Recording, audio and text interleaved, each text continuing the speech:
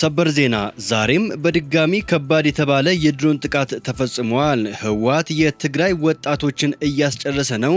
በሺዎች የሚቆጠሩ ታጣቂዎች በሚያሳዝን መልኩ ዛሬ ተገለዋል።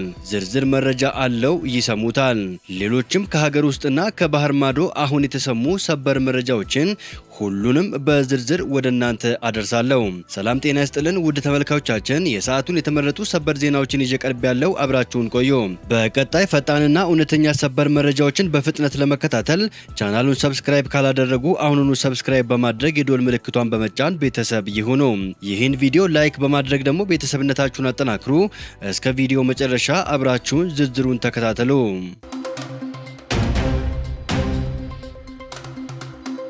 በቅድሚያ ህወሓትን እንደ ጨው ቀምሰነዋል፣ ከግጭት ውጪ ሐሳብ የለውም። የቀድሞ የኦሮሚያ ክልል ፕሬዝዳንት ጁነዲን ሳዶ ህወሓትን ከዚህ ቀደም አብረው በመስራት ያውቁታል። ቡድኑም ከግጭትና ከጥፋት ውጪ ለሀገር የሚጠቅም አዎንታዊ ሐሳብ እንደሌለው ተናግረዋል። አቶ ጁነዲን ሳዶ ህወሓት በሀገር ላይ ስልጣን በያዘበት ወቅት አንዱን ህዝብ ከሌላው በማቃረን በህዝቦች መካከል ለተፈጠረው መጠራጠርና ግጭት አስተዋጽኦ አድርጓል ብለዋል። ህወሓትን እንደ ጨው ቀምሰን አይተነዋል፣ አብረንም ሰርተናል ያሉት ጁነዲን ሳዶ ቡድኑ ከግጭትና ከጥፋት ውጪ ለኢትዮጵያ የሚጠቅም ሐሳብ እንዳልያዘ ገልጸዋል። እንደ አቶ ጁነዲን ገለጻ ህወሓት አሁንም ታጣቂዎችን በማደራጀትና የግጭት አዙሪትን በማስቀጠል ሀገርን ወደ ችግር ለመግፋት እየሞከረ ነው። ይህም እኔ ካልገዛው ከሚል ያረጀ አስተሳሰብ የመነጨ ነው ብለዋል። በተጨማሪም በአንድ ሀገር ህጋዊ ሰራዊት አንድ ብቻ መኖር እንዳለበት ጠቅሰው ህወሓት የታጣቂ ኃይል ማደራጀት የሚከተለው አካሄድ ከህዝብ ጋር የሚያጋጨው መሆኑን አመላክተዋል። አቶ ጁነዲን ሳዶ አክለውም ህወሓት ከጥፋትና ከግጭት ጎዳና ተመልሶ ወደ ሰላም መምጣት ከሚከተለው አካሄድ የሚያዋጣው ብቸኛ አማራጭ መሆኑን መናገራቸውን ኢዜአ ዘግቧል። በሌላ በኩል የህወሓት ቡድን በከፈተው አላስፈላጊ ውጊያ ምክንያት 13ኛ አርሚ በመባል የሚታወቀው ዋና የጦር ክፍል ሙሉ በሙሉ ከጥቅም ውጪ መሆኑንና አሁን ላይ በህወሓት መዋቅር አለመኖሩን ብርጋዴር ጀነራል ገብረ እግዚአብሔር በየነ ወይም ውድ አንጥሩ አስታውቀዋል። እጅግ አስከፊ በሆነው የውጊያ ሂደት ከፍተኛ ሰብአዊና ቁሳዊ ኪሳራ የደረሰበት ይህ ኃይል በአሁኑ ወቅት የተበተነ ሲሆን ከ500 በላይ የሚሆኑት ቁስለኞች በኢፌዴሪ መከላከያ ሰራዊት ሙሉ ሕክምናና እንክብካቤ እየተደረገላቸው እንደሚገኝ ጀነራሉ ገልጸዋል። ብርጋዴር ጀነራል ገብረ እግዚአብሔር በየነ የትግራይ ሰላምና ለውጥ ምክር ቤት ባዘጋጀው የውይይት መድረክ ላይ ባደረጉት ንግግር እንደገለጹት በዘመናዊ የቴክኖሎጂ አጠቃቀምና የመሳሪያዎች ሚና ከፍተኛ ተጽዕኖ በታየበት በዚህ ውጊያ ጦሩ በእግር እየተጓዘ ሲወጋ በመመታቱ የደረሰበት ጉዳት እጅግ ከፍተኛና አሰቃቂ የሚባል እንደነበረ አመላክተዋል። ቀደም ሲል በ10 ሺዎች የሚቆጠሩ በርካታ አባላት የነበሩት ይህ ስብስብ በስህተት አመራርና በእውር ድንብሩ ውጊያ ምክንያት ተደምስሶ በአሁኑ ወቅት ጥቂቶች ብቻ መቅረታቸውን ያመላከቱት ጀነራሉ ለዚህ ሁሉ ጥፋት አሁን ትግራይን እየመራ ያለውን ቡድን ተጠያቂ አድርገዋል። ወደ ዛሬው የድሮን ጥቃት ስንሸጋገር ዛሬ ከባድ የተባለ የድሮን ጥቃት ተፈጽሟል ሲሉ ነዋሪዎች አስታውቀዋል።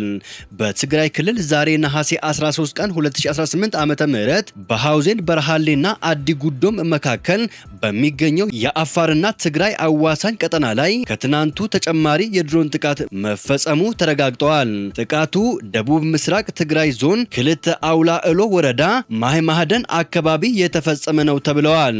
ጥቃቱ ኢላማ ያደረገው የህወሓት የጦር መሳሪያ ክምችት የሚገኝበትን ስትራቴጂካዊ ቦታ ነው ተብለዋል። ህወሓት ታጣቂዎችን የመመልመልና በየአካባቢው መሳሪያ የማከማቸት እንቅስቃሴ እያደረገ ይገኛል። የፌዴራል መንግስት አካላት በህዝቡ ላይ ተጨማሪ ጦርነትና ትንኮሳ እንዳይነሳ ለመከላከል ቅድመ ጥንቃቄ ባለው መልኩ የቡድኑን የጦር መሳሪያ ክምችቶች አልሞ የማውደም እርምጃ እየወሰደ እንደሚገኝ ታውቋል። በደቡብ ወሎ ዞን ታንታ ወረዳ ልዩ ስሙ ኪዳነ ምሕረት ማሻና አካባቢው ህዝብን ሲያስጨንቅና ሰላም ሲያደፈርስ የነበረው የጽንፈኛው ቡድን ላይ እርምጃ መወሰዱን በ11ኛ እዝ ክፍለ ጦሮች አስታውቀዋል። ክፍለ ጦሮች በተሰማሩበት የግዳጅ ቀጠና በተቀናጀ መንገድ በወሰዱት ጠንካራ እርምጃ የጽንፈኛው ቡድን አባላት ከ60 ያላነሰ ፋኖ ተደምስሰዋል። የቡድንና የግል መሳሪያ ብዛት ካለው ኃይል ጋር ተማርከዋል። የኮሩ አዛዥ ኮሎኔል ገዳ በዳዳ እንደገለጹት ክፍለ ጦሮቹ በወሰዱት የተቀናጀ እርምጃ ቡድኑ ታጥቋቸው የነበሩ የተለያዩ የጦር መሳሪያዎች፣ ተተኳሾች፣ ጥይቶች፣ ወታደራዊ መገናኛ ሬዲዮዎችና ወታደራዊ መነጽሮች ተማርከዋል። በህግ ማስከበር ግዳጅ ላይ የሚገኙት ክፍለ ጦር አዛዦች በጽንፈኛው ቡድን ላይ እየተወሰደ ያለው እርምጃ የህዝብን ሰላም የማረጋገጥ ቁልፍ ምዕራፍ ነው ሲሉ ተናግረዋል።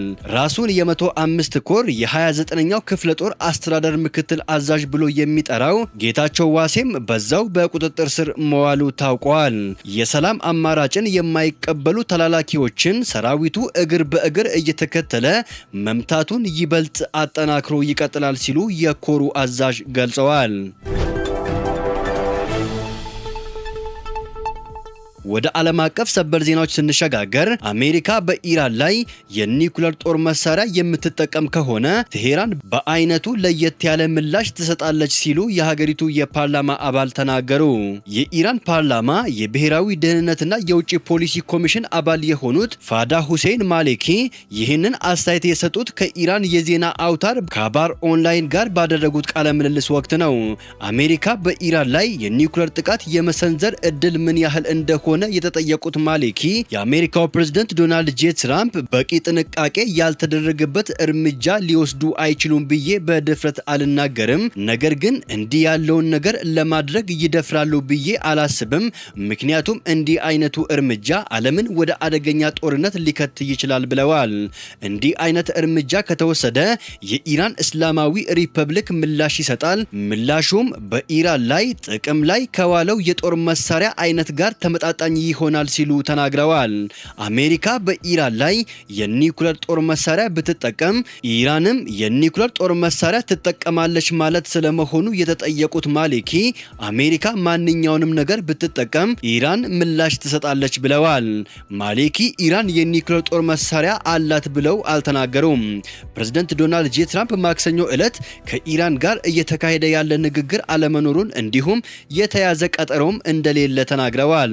አማቻቸውና የመካከለኛው ምስራቅ ልዩ ልዑክ የሆኑት ጃሬድ ኩሽነር ለፎክስ ኒውስ እንደተናገሩት ኢራን ለአሜሪካ ስሜት የሚሰጥ መደራደሪያ ስላላቀረበች ከአሜሪካ ጋር ስምምነት ላይ ለመድረስ ፍላጎት አላሳየችም ብለዋል። አሜሪካና ኢራን 6 ወር ሊሞላው ጥቂት ቀናት በቀሩት ጦርነት ውስጥ ከስምምነት ላይ መድረስ ያልቻሉ ሲሆን የሆርሙዝ ወሽመጥን በመቆጣጠር ረገድም እሰጣ ገባ ውስጥ ናቸው። ማሊኪ አሜሪካ ተጨማሪ ወታደራዊ እርምጃ የምትወስድ ከሆነ ኢራን በርካታ አማራጮች እንዳሏት በመግለጽ ተመጣጣኝና ከዚያም የከፋ ምላሽ እንሰጣለን ሲሉ ዝተዋል። ማሊኪ እንደተናገሩት የኢራን በርካታ የጦር መሳሪያዎችና ወታደራዊ አቅሞች እስካሁን ይፋ አልተደረጉም። እንዲሁም ኢራን ከነበረችበት የመከላከል አቋም ወደ የማጥቃት አቅም መሸጋገሯን ገልጸዋል። ቴሄራንና ዋሽንግተን ከስምምነት ላይ ሊደርሱ አለመቻላቸውን በተመለከተም ትራምፕ በመግባቢያ ሰነዱ ላይ የሰፈሩ ግዴታዎችን ባለማክበራቸው የተነሳ መሆኑን ማሊኪ ተናግረዋል። አሜሪካ ከዚህ ቀደም የፈረመቻቸውን ግዴታዎች ሳታከብር ወደ ድርድር አንመለስም ያሉት ማሊኪ የሆርሙዝ ወሽመጥም ሳይከፈት ይቀራል ብለዋል። ሀገራቸው ከኦማን ጋር የምታደርገው ንግግር የተናጠል መሆኑንና የአሜሪካ ተሳትፎን እንደማትፈልግም ተናግረዋል። በሌላ በኩል የአሜሪካ ፕሬዝዳንት ዶናልድ ጄ ትራምፕ በኢራን መሰረተ ልማቶች ላይ የታሰበውን ወታደራዊ እርምጃ የሚወስዱ ከሆነ ኢራን በምላሹ የቡልጋሪያና የቆጵሮስ ወታደራዊ የጦር ሰፈሮችን ጨምሮ በደቡብ ምስራቅ አውሮፓ በሚገኙ የአሜሪካና አጋሮቿ ኢላማዎች እንዲሁም በሆርሙዝ ወሽመጥ በሚገኙ የባህር ስር የፋይበር ኦፕቲክስ መስመሮች ላይ ያለምንም ገደብ የበቀል ጥቃት በመሰንዘር ጦርነቱን ወደ አውሮፓ ለማስፋፋት መዘጋጀቷን ፋይናንሻል ታይምስ ዘግቧል። በሌላ በኩል የየመን ሁቲዎች በሳውዲ አረቢያ የነዳጅ ማጣሪያ ላይ የድሮን ጥቃት ፈጽመዋል። የየመን ሁቲ ኃይሎች ጂዛን ሳውዲ አረቢያ ውስጥ የሚገኘውን አራምኮ የተባለውን ግዙፍ የነዳጅ ተቋም በድጋሚ በድሮን መምታታቸውን አስታውቀዋል። የሁቲ የዜና ወኪል የሆነው ሳባ የዜና ወኪል እንደዘገበው በነዳጅ ተቋሙ ላይ ጥቃቱ የተፈጸመው ሳውዲ አረቢያ በየመን የአየር ክልል ላይ ለፈጸመችው ጥሰት አጸፋ ነው። የዜና ወኪሉ ወታደራዊ ምንጮችን ጠቅሶ እንደዘገበው ሁቲዎች አራምኮ የነዳጅ ማጣሪያ ተቋምን ኢላማ ያደረጉት በርካታ ድሮኖችን በማስወንጨፍ ነው። እርምጃው ሳውዲ የየመን ግዛት በሆኑት ሰዓዳና ሀጃ ውስጥ ለፈጸመችው የአየር ክልል ጥሰት ምላሽ ነው በማለት ወታደራዊ ምንጩ ገልጸዋል። የኢራን አጋር የሆኑት ሁቲዎች ሳውዲ በየመን ወደቦች ላይ ለጣለችው የእንቅስቃሴ እቀባ ምላሽ ከሳውዲ ወደቦች በሚነሱና ወደ ሳውዲ ወደቦች በሚያቀኑ መርከቦች ላይ የእንቅስቃሴ ገደብ ጥለዋል። ባለፉት ሳምንትም በቀይ ባህር በባብ አልመንደብ በኩል ለማለፍ የሞከሩ በርካታ የጭነት መርከቦች እንዲመለሱ በማድረግም የእንቅስቃሴ መስተጓጎል ፈጥረዋል። በተጨማሪም ሁቲዎች የሳውዲ አረቢያን የነዳጅ ማውጫና ማጣሪያ መሰረተ ልማቶችን እንዲሁም አየር ማረፊያዎችን ኢላማ ያደረጉ ተደጋጋሚ ጥቃቶችን ፈጽመዋል። ውድ ተመልካቾቻችን የሰዓቱን የተመረጡ ሰበር ዜናዎች ወደ እናንተ ያደረስኳቸው ናቸው። ከሰዓታት በኋላ በሌላ ሰበር ዜናዎች እስከምንገናኝ በያላችሁበት የዓለም ዳርቻ ቸር ቆዩልን። ሰላም ለዓለማችን፣ ሰላም ለሀገራችን ይሁን።